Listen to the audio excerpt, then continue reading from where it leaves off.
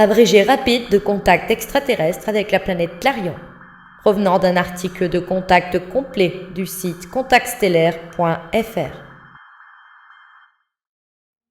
Truman Bethurum, mécanicien routier dans le désert du Mojave, près de Mormon Mesa aux USA, vécut une série de rencontres avec des êtres venus de Clarion.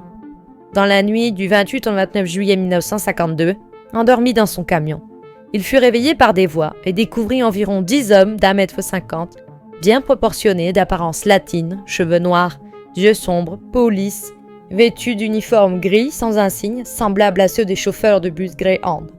Amicaux, ils le conduisirent à une soucoupe lisse de 90 mètres de diamètre et 6 mètres de haut. À bord, il rencontra leur capitaine, nommé Ora Reitz, femme jeune d'apparence, au visage svelte, latin, vêtue d'une jupe rouge, chemisier noir et béret assorti, parlant d'une voix chantante et hypnotique. Elle expliqua que les soucoupes, vues sur Terre, étaient les leurs. Leur planète Clarion, invisible au télescope, se trouvait dans notre système. Leur vaisseau, appelé par eux Chaland Amiral, utilisait la gravité terrestre pour se propulser. Ora expliqua qu'il lisait des pensées et pouvait répondre à ces appels télépathiques futurs pour les rencontrer. Au total, Truman vécut 11 rencontres, toutes initiées par Ora sauf une. Elle promit de façon répétée de l'emmener sur Clarion.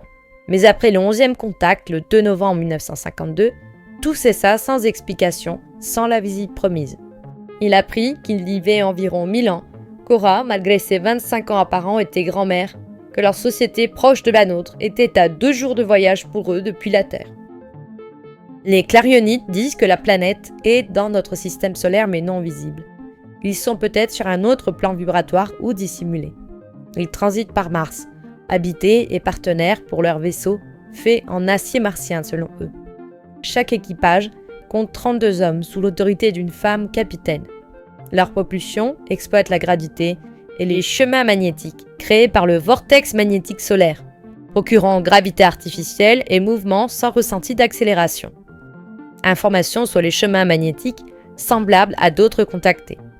Ils avertirent que les explosions atomiques perturbaient ce vortex, menaçant les voyages interplanétaires. Depuis l'ère nucléaire, ils surveillent donc la Terre. Leur société avait choisi une voie pacifique, mais conservait une monnaie, uniquement comme échange équitable, sans spéculation ni inégalité. Pas de pauvreté ni richesse, un seul pays, des dirigeants élus pour leur sagesse, chacun formé selon ses aptitudes. Leur planète, plus petite que la Terre, possédait lacs, rivières, océans, animaux divers et vastes maisons. Essentiellement végétariens, ils vivaient sans conflit, avec une croyance unique valorisant éducation, fête, chant et danse. Ils rejetaient alcool, drogue et tabac, réservaient la sexualité à la procréation, pratiquaient télépathie et loisirs variés. Ora précisa que Mars, industrialisé, fabriquait pour Clarion et d'autres planètes, la Terre étant la seule belliqueuse.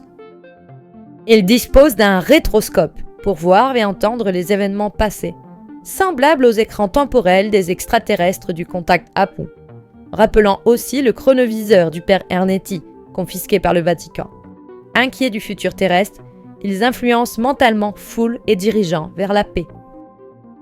Ils vénèrent une entité suprême, sans religion ni livre sacré, et utilisent la téléportation comme défense, afin de téléporter un agresseur à distance. Ora démontra ce pouvoir en téléportant la lampe de poche de Truman. Certains vivaient incognito sur Terre. Truman croisa Ora en public, qu'il ignora pour ne pas éveiller de soupçons.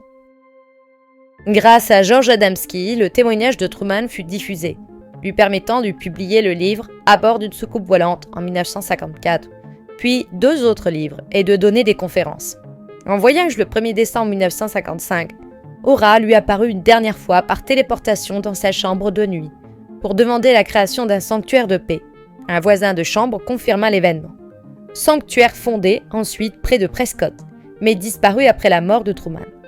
Peu après, son épouse demanda le divorce, jalouse de Ora, dont l'intrusion de nuit était de trop. Truman se remariera en 1960 avec une passionnée d'ovnis et vécut heureux jusqu'à sa mort en 1969. Son dernier livre, Les messages des habitants de la planète Clarion, paru en 1970 à titre posthume. Une vidéo résumée plus fournie est disponible sur cette chaîne. Un article complet est aussi à retrouver sur le site contactstellaire.fr. Vous trouverez les liens dans la description attachée.